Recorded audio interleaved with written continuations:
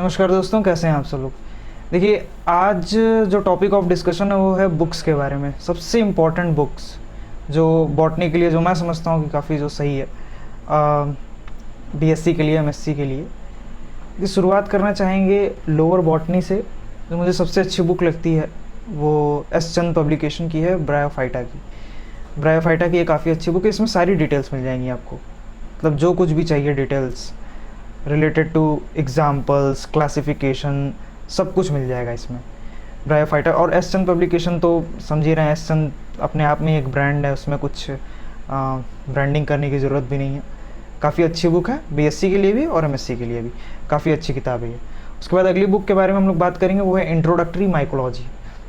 देखिए, माइकोलॉजी एक बहुत ही वाइड स्प्रेड ब्रांच है। इसमें सब कुछ पढ़ना पड़ जाता है, फंगाई का क्लासिफिकेशन, फिर डिजीज़ेस, फिर उससे रिलेटेड इन्फेक्शन, सब कुछ पढ़ना पड़ता है। तो एक बहुत ही अच्छी किताब है, जो कि मुझे ऐसा लगता है कि जो इंडियन राइटर्स भी कॉपी करते हैं जिस किताब का, वो ये किताब है। सीजे एलेक्सोपोलस की है। इनका क्लासिफिकेशन भी पढ़ते हैं, बहुत जगह चलती है। बीएचयू में सीजे एलेक्सोपोलस का क्लासिफिकेशन पढ़ाया जाता है, वीबीएसपीयू वगैरह में अलग अलग जगह पे अलग अलग क्लासिफिकेशंस पढ़ाए जाते हैं डिफरेंट साइंटिस्ट के। तो ये एक ऐसी बुक है जिसमें सारे डिटेल्स मिल जाएंगे। तो माइकोलॉजी की ये बहुत अच्छी बुक है, फॉरेन राइटर की है, ये अवेलेबल हो जाएगी। ये एक ऐसी बुक है जो बिलो 1000 अवेलेबल हो जाएगी मार्केट में। तो आप इसे, मैंने परचेज़ किया था, इसे 1000 के अंडर ही थी, लेकिन बहुत अच्छी किताब है। आप लोग ज़रूर इसको परचेज़ करें, बहुत अच्छी किताब है। उसके बाद अगले नंबर पे बात करना चाहेंगे बीएससी के लिए। ये तो स्पेसिफिक बीएससी के लिए ही है, और शायद ही कोई ऐसा बच्चा होगा बॉटनी का जो इस किताब को नहीं जानता होगा। इस किताब का नाम है सिंह पांडे एंड जैन। ये सिंह पांडे एंड जैन से ही फेमस है, सिंह पांडे एंड जैन। तो इस किताब में खासियत ये है कि सब कुछ एक ही में मर्ज कर दिया है, और क्योंकि लिखा हुआ है बीएससी फर्स्ट ईयर, तो फर्स्ट ईयर का जितना भी सिलेबस है उसको इसमें मर्ज कर दिया गया है। लोअर जितने होंगे प्लांट्स, उसका क्लासिफिकेशन, लेकिन माफ़ कीजिएगा, एंजियोस्पर्म्स इसमें नहीं मिलेगा। एंजियोस्पर्म्स की अलग से ही किताब आती है, अभी मैं आगे डिस्कस करूँगा उसके बारे में। लेकिन ये फर्स्ट ईयर के लिए ये काफ़ी अच्छी बुक है। ये भी अराउंड 500 के अंडर ही आपको मिल जाएगी, अच्छी किताब है। उसके बाद अगले नंबर पे बात करते हैं टेरिडोफाइटा। टेरिडोफाइटा लोअर बॉटनी में ये सबसे अच्छी, मतलब मैं मानता हूँ कि क्लासिफिकेशन लैंग्वेज सिंपल है इसकी, और एस चंद की ही पब्लिकेशन है, बहुत अच्छी किताब है। पीसी वशिष्ठा, आप इसको वशिष्ठा नाम से भी सर्च करेंगे तब भी मिल जाएगा। इसकी कोई सॉफ्ट कॉपी वगैरह अवेलेबल नहीं है, हार्ड कॉपी आप ख़रीद सकते हैं इसको मार्केट से। काफ़ी अच्छी किताब है बीएससी और एमएससी वाले बच्चों के लिए तो बिल्कुल रखना चाहिए। किताब एकदम बाइबल है, बहुत सब कुछ थ्योरी वगैरह इसमें सब कुछ अच्छे से दिया हुआ है। टिलोम थ्योरी हो गई, बहुत जो अच्छी अच्छी थ्योरीज हैं वो सब इसके अंदर प्रेजेंट की गई है, बहुत अच्छे कलरफुल डायग्राम्स के साथ। बहुत अच्छी बुक है। अगली मैं अभी बात कर रहा था एंजियोस्पर्म्स की, अलग ही किताब होती है। तो एस चंद पब्लिकेशन के एक राइटर, ये बहुत ही फेमस हैं, ये बीपी पांडे बहुत ही फेमस राइटर हैं ये। एंजियोस्पर्म इसी के लिए जाने जाते हैं कि एस चंद पब्लिकेशंस में उन्होंने बहुत सारी किताबें लिख रखी हैं। इसमें से एक है टैक्सोनॉमी। इसमें पूरी फैमिली आपको मिल जाएगी, कोई ऐसी फैमिली नहीं है जो छूटी हुई है। अगर कुछ छूटी हुई भी है तो आप सिंह पांडे जैन की खरीद लेंगे, एक अलग से टैक्सोनॉमी किताब आती है, वो भी बहुत सही है, बहुत बेस्ट किताब है। एस चंद पब्लिकेशन की मैं बात करूँ तो सारी ही किताबें अच्छी हैं। सारी किताबों को अलग अलग एकदम लिख दिया गया ताकि आपको परेशानी ना हो। मर्ज्ड अगर आपको चाहिए तो वो भी मिल जाएगी, लेकिन मेरा मानना है कि आप वही किताब लीजिए जो अलग अलग हो, क्योंकि देखिए एमएससी में आपको पूरा अलग अलग पढ़नी पड़ेगी किताबें, आप मर्ज्ड किताबों के साथ कॉम्प्रोमाइज़ नहीं कर सकते हैं। तो ये बुक भी बहुत अच्छी बुक है, इसको ज़रूर लीजिएगा। डॉक्टर बीपी पांडे की है, टैक्सोनॉमी ऑफ एंजियोस्पर्म्स।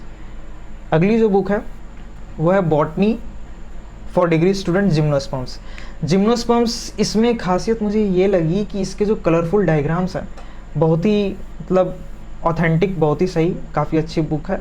और इसके अंदर जितनी भी, मतलब जो नए नए डिस्कवरीज़ हुई हैं, नए नए जितनी भी खोज की गई हैं, उसको भी डाला गया है।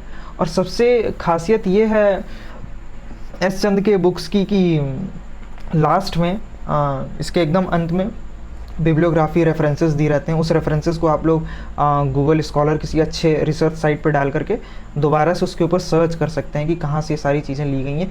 बाकायदे पूरा डिटेल के साथ दिया रहता है। तो ये मुझे एस चंद की सारी बुक्स में खासियत, ज़रूरी नहीं है कि सिर्फ जिम्नोस्पर्म में ही दिया हुआ है। एस चंद की जितनी भी हैं, जैसे सपोज़ करिए जिम्नोस्पर्म है, फिर एंजियोस्पर्म है, फिर उसके बाद टेरिडोफाइट्स है। तो ये सारी जितनी भी बुक हैं उन सब के पीछे रेफरेंसेस दिए हुए हैं, आप जा करके रिसर्च भी कर सकते हैं। ये इस बुक की खासियत है। देखिए अगले नंबर पे है सिंह पांडे एंड जैन। देखिए जब आप बॉटनी पढ़ रहे होते हैं तो बॉटनी में दो ही पब्लिकेशंस के बीच में आपको फाइट देखने को मिलेगी, एक सिंह पांडे जैन चलती है और एक एस चंद की चलती है। तो ये दो के बीच में फाइट होता है, कौन सी अच्छी बुक है कौन सी अच्छी बुक है। लेकिन मेरा ये मानना है कि एस चंद काफ़ी सिंपल लैंग्वेज में लिखते हैं, और सिंह पांडे एंड जैन की ये भी एक बहुत अच्छी किताब है, डाइवर्सिटी ऑफ एंजियोस्पर्म्स। ये बीएससी वाले बच्चे इस्तेमाल करें तो ज़्यादा अच्छा है। वैसे इसकी अलग से भी एक और बुक आती है उसके अंदर टेक्सोन, लेकिन उसकी लैंग्वेज बहुत ही टफ है, उसके अंदर कुछ न्यूमेरिकल टेक्सोनॉमी भी दिया हुआ है। वो मुझे ऐसा नहीं लगता है कि उसको इतना परचेज वगैरह करने की ज़रूरत है। टेक्सोनॉमी ऑफ एंजियोस्पर्म आपने एस चंद की भी ले ली तब भी काम करेगी, लेकिन ये भी अच्छी बुक है।